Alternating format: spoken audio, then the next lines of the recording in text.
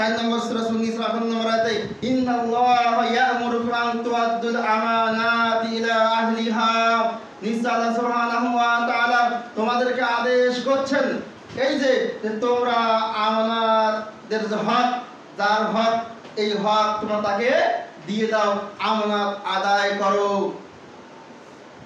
হকদারের কাছে হক পৌঁছে দাও। আল্লাহ আদেশ করেছেন যে তোমরা হকদারের কাছে তাদের প্রাপ্য অধিকার ফিরিয়ে দাও। তাহলে আল্লাহর কাছে আমাদের হক কি? আমরা আল্লাহর কথা শুনবো, আল্লাহ নিষেধগুলো বাস্তবায়ন করা থেকে দূরে থাকবো, যেগুলো তিনি পালন করতে আমাদের নিষেধ করেছেন, এটা আল্লাহর হক না? রাসূল সাল্লাল্লাহু আলাইহি ওয়াসাল্লামের হক কি? তার কথাগুলো মেনে চলা পৃথিবীর সমস্ত ব্যক্তির ঊর্ধ্বে।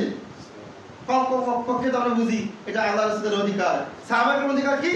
সর্বক্ষেত্রে তাদের আমল তাদের কাছে থাক, তাদের গন্তব্য, তাদের মিটমাট, তাদের ঝগড়াঝাটি, তাদের মতবিরোধ তাদের কাছেই রেখে তাদেরকে সন্তুষ্টি প্রকাশ করা, তাদের উপর ঈমান নিয়ে আসা, তাদের উপর বিশ্বাস করা, তাদের গালিগালাজ না করা, এটি হলো তাদের ব্যাপারে আমাদের হক, তাই নয় কি? অথচ আমরা আজকে দেখা যাচ্ছে একটু কম বেশি করে অনেকে বিভিন্ন সাহাবীদেরকে গালিগালাজ করে, অনেক দল কাফের বলে থাকে, অনেক দল আয়েশা নাকে জিনাকারিনী বলে আখ্যায়িত করে থাকে। মূলত এগুলো বাস্তবিকভাবে ব্যাখ্যা গেলে অনেক দিকে যায়, এগুলোই হচ্ছে মূলত যারা এইরকম কাজগুলো করে, কারো হক নষ্ট করাই হলো আমানত নষ্ট করে। এক কথায় কারো হক নষ্ট করাই হলো কি? আমানত নষ্ট হয়ে যাওয়া। সংক্ষেপ কথা, কারো হক নষ্ট করা মানে আমানত নষ্ট করা, হোক সেটা আল্লাহর হক, হোক সেটা সৃষ্টির হক বা স্রষ্টার হক। সময় তো উপস্থিতি। আবু হুরায়রা রাদিয়াল্লাহু তাআলা তিনিও বলছেন যে আল্লাহ সুবহানাহু ওয়া তাআলা যেমন আমানত আদায় করতে বলেছেন, আল্লাহ রাসূলুল্লাহ তিনিও আমাদেরকে বলতেন যে আদ-দীল আমানা, তোমরা আমানত দায়িত্ব হও, তোমরা আমানত আদায় করো, হকদারের কাছে হক তোমরা পৌঁছে দাও, প্রাপকের কাছে তাদের প্রাপকটা পৌঁছে দাও। এটা যেমন বলেছেন, আবার আল্লাহ সাল্লাম আরো একটি কথা বলেছেন, আমাদের সমাজের একটা জিনিস খুবই লক্ষ্য করা যায় যে কেউ যদি আমাদের সাথে গাদ্দারি করে, কেউ যদি আমাদের সাথে খেয়ানত করে, আমরাও চেষ্টা করি তার সাথে খেয়ানত করার, আমরাও চেষ্টা করি তার সাথে গাদ্দারি করার। আর যুক্তি কি? সে তো আমার সঙ্গে বহুবার গাদ্দারি করেছে, এইবার সুযোগ পেয়েছি, আমিও এটা কাজে লাগাবো।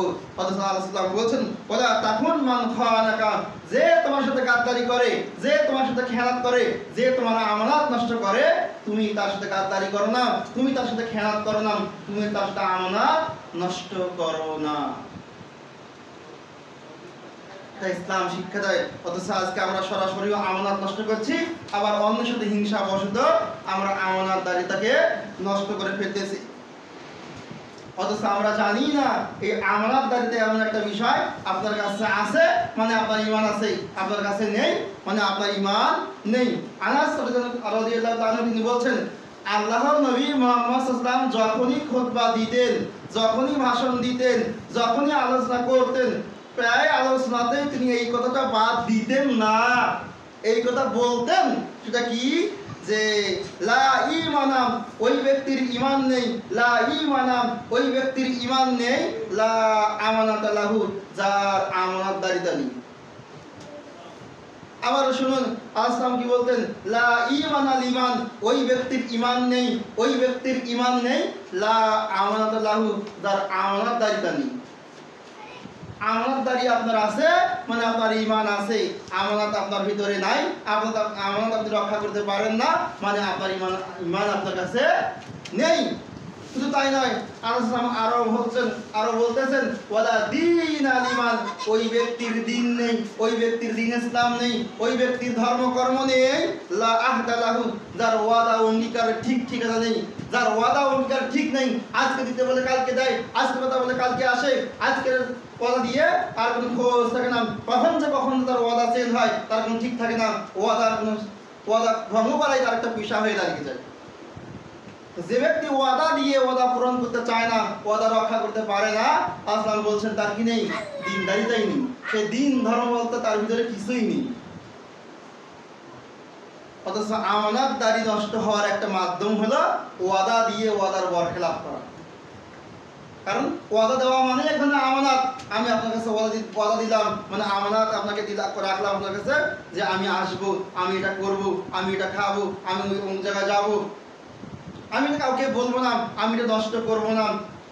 এইভাবে বিভিন্নভাবে আমরা আমানত দিয়ে থাকি ওয়াদার মাধ্যমে, অথচ আমরা সেগুলো ভঙ্গ করার কারণেই আমরা আমাদের দিন থেকে, আমরা আমাদের ঈমান থেকে বের হয়ে যাচ্ছি। এটা আমরা একবারও ভ্রুক্ষেপ করি না, কল্পনাও করি না। আর এ কারণেই আল্লাহর নবী ইসলাম দুনিয়া এবং আখিরাতে সফলতা লাভ করার জন্য প্রথম যে গুণটা উল্লেখ করেছে সেটার নাম কি? হিফজুল আমানা, আমানত রক্ষা করা। কারণ আমানত রক্ষাকারী আপনি হতে পারলে আপনি হলেন ঈমানদার, আপনার ধর্মকর্ম আছে বলে বিশ্বাসযোগ্য হবে। আর আপনার ভিতরে আমানতদারি না থাকলে হয়তো মুনাফিক, হয় কাফের, হয় মুশরিক, হয় বেদিন, হয় মুরতাদ, কোন একদিকে আপনার পরিচয় ছুটে যাবে, ঈমানের দিকে আর থাকবে না। আল্লাহ আমাদেরকে রক্ষা করুন, আল্লাহুম্মা আমিন।